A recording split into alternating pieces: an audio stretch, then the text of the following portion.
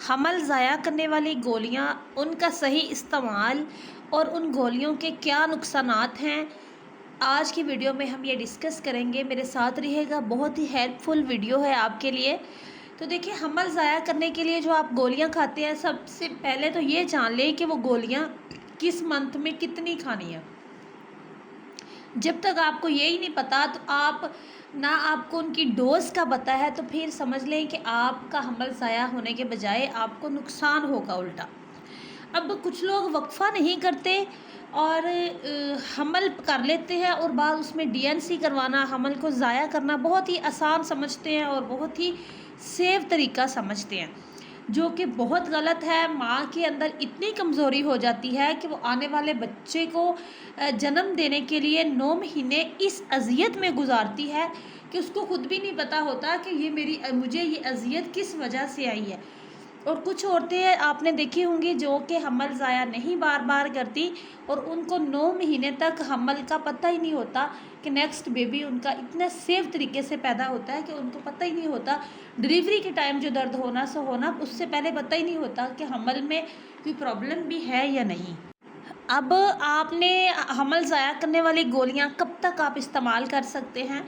अब देखिए, पहले 8 हफ्ते, सिर्फ़ और सिर्फ 8 हफ्ते का अगर आपको हमल है, तो आप हमल ज़ाया करने वाली गोलियां इस्तेमाल कर सकते हैं। अगर आपको 8 हफ्तों से ऊपर का हमल है, दिन ऊपर हो गए हैं, तो आप हमल ज़ाया करने वाली गोलियां नहीं खाएं। इससे आपको हैवी ब्लीडिंग हो सकती है, या फिर बिल्कुल ब्लीडिंग नहीं होगी, यूट्रस में प्रॉब्लम हो सकती है, या फिर आपको आधा कचरा निकल जाएगा बच्चे का और आधा अंदर रह जाएगा, जो कि बाद में डीएनसी करवानी पड़ेगी। और ये जो आधा कचरा रह जाएगा, इससे गोलियां खा खा के आपकी यूट्रस इतनी कमज़ोर हुई होती है, इतनी नरम हुई होती है कि डीएनसी करते वक्त आसानी से आपकी यूट्रस के रैप्चर हो सकती है। आपकी यूट्रस में जो आज़ार होते हैं, अगर आप वो यूट्रस से आर पार हो सकते हैं और नेक्स्ट में आपको हमल होने में प्रॉब्लम हो सकती है।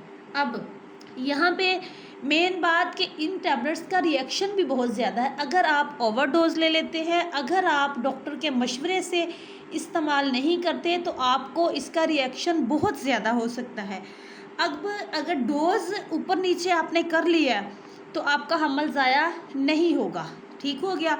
अब ज़्यादा गोलियां खाने से यूट्रस आपकी गल जाएगी, ये हकीकत है। बहुत से जब वो गल जाती है, हमल तो ज़ाया हो जाता है, लेकिन यूट्रस गल जाती है और काफ़ी लंबे अरसे तक आपको इन्फेक्शन रहता है, कमर में दर्द, पेट में दर्द, ब्लीडिंग होती रहना, वीकनेस होती रहना। आप अपनी असली पोजीशन में आते ही नहीं है। साफ सी बात है, वक्त से पहले आप बूढ़े हो जाते हैं, आपको अपना जिस्म ही भारी लगने लग जाता है, खुद का वज़न उठाना ही मुश्किल हो जाता है। इसके अलावा स्टमक में पेन हो सकती है। स्टमक इतना डिस्टर्ब होता है इन गोलियों से कि आपको परमानेंटली मैदे का मसला हो सकता है। इसके अलावा आपको पानी की कमी हो सकती है, जो कि लॉन्ग टाइम तक चल सकती है। तो इन गोलियों के साइड इफ़ेक्ट्स हैं, जो वॉमिटिंग हो सकती है बहुत ज़्यादा, पेट में तेज़ दर्द हो सकता है जो कि नाकाबिले बर्दाश्त होता है, कमर के निचले हिस्से में मसलसल दर्द रह सकता है। इन गोलियों के साइड इफ़ेक्ट से बच्चेदानी का मुंह जो है, उनके ऊपर पानी की थैलियाँ हो जाती हैं इन्हीं गोलियों की वजह से। अब ये तो थे इसके नुकसानात। अब मेडिसिन की अगर डोज़ आप प्रॉपर ले रहे हैं, डॉक्टर के मशवरे के साथ, इनके हमल ज़ाया करने वाली गोलियों की 4 घंटे के वक्फे से ले रहे हैं, और जितनी डॉक्टर आपको बता रही है, और आपका हमल आपने अल्ट्रासाउंड करवाया है 8 हफ्तों तक है, मतलब कि 8 हफ्तों से ऊपर नहीं है, तब समझ लें कि आपका अबॉर्शन हो जाएगा। और 95% ये अबॉर्शन आपका सेफ तरीके से होगा।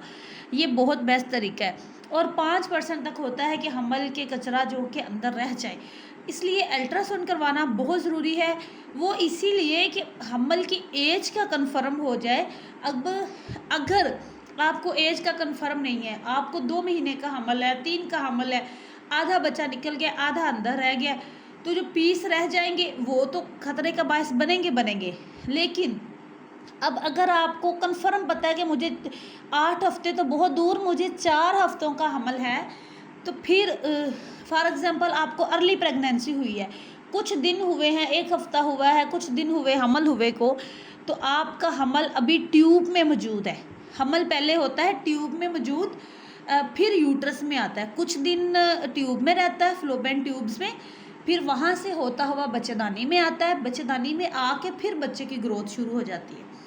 अब अगर तो आपका हमल ट्यूब में है, अर्ली फेज़ में आपने अर्ली फेज़ में आपने गोलियां शुरू कर ली हैं, बच्चेदानी में नहीं पहुंचा अभी हमल, तो टैबलेट आपने पहले खा ली हैं, तो समझ लें कि आपको वहीं पे ये इम्प्लांट कर देगा और ये जो ट्यूब के रैप्चर होने का ख़तरा बढ़ जाता है और ये ख़तरा बहुत ज़्यादा होता है।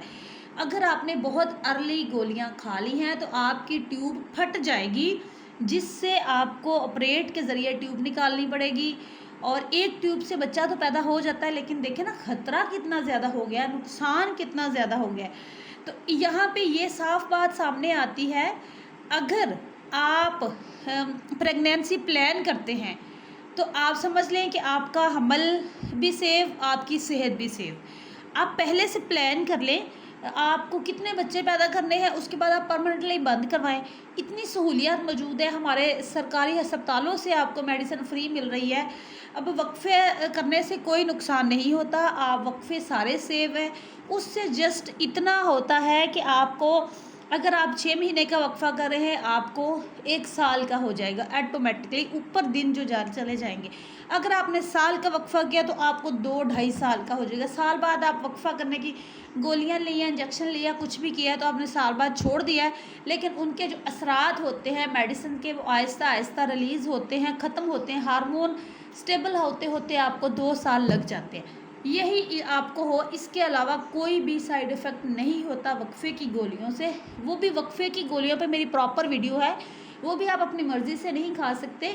आप अपनी सेहत के हिसाब से डॉक्टर को चेक करवा के, किसी को क्या चीज़ सेव है, किसको क्या चीज़ सेव है, ये सारे डॉक्टर को पता होता है कि इस बंदे को गोलियां देनी है, इस बंदे का वज़न ज़्यादा है, इसको टीका लगाना है, इसका वज़न कम है, इसको ये देना है, इसको ये बीमारी है पहले से, इसको ये देना है। इस पर प्रॉपर मेरी एक वीडियो मौजूद है मेरे चैनल पे, तो आइकन में मैं उसकी वीडियो दे दूँगी, वो आप लाजमी देखिएगा और सेफ तरीके अपनाइएगा।